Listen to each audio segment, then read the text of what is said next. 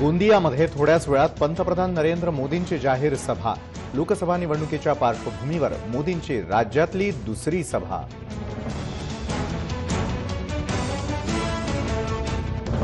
राज्यातील दिग्गज नेत्यांनी भरले उमेदवारी अर्ज। सुप्रिया सुळे, मनोज जोशींनी पुण्यातून तर गोपीचंद पडळकर, इम्तियाज जलील यांनी शक्ती प्रदर्शन करत अर्ज केला दाखल।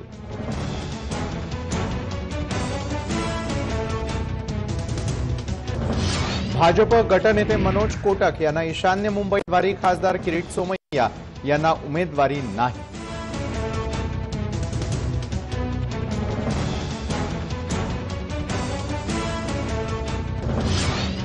परिस्थिती पाहून तिथला जो मुख्य अधिकारी असतो, एसपी असेल किंवा कोण असेल, ती परिस्थिती पाहून त्यामध्ये जीवितहानी होण्याची शक्यता आहे का हे घेऊन त्यांनी तो निर्णय घ्यायचा असतो।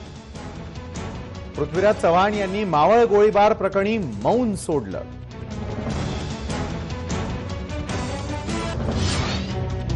पवार कुटुंबीय त्यांच्या कुटुंबातील गोष्टी बघून घेतील। अजित पवार यांचं नरेंद्र मोदींच्या टीकेला प्रत्युत्तर।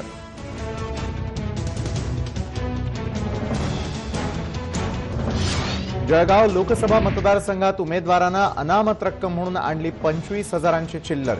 चिल्लर मोजताना अधिकाऱ्यांना फुटला घाम। जिल्हाधिकारी कार्यालयातच चिल्लरची जोरदार चर्चा।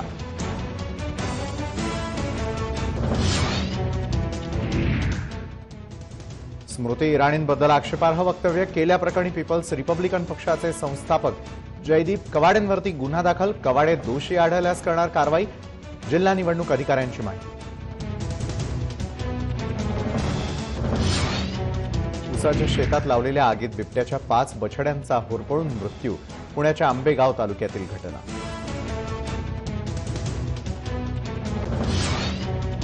स्कायमेटच्या अंदाजानुसार यंदा सरासरीपेक्षा कमी पाऊस पडणार। सरासरीच्या 93% पावसाची शक्यता। फेक न्यूज, फेक मेसेज टाळण्यासाठी व्हॉट्सअॅपचं नवं फीचर। चेकलाईन, टिपलाईन या नव्या फीचरमुळे युजर्सना करता येणार माहितीची शहानिशा।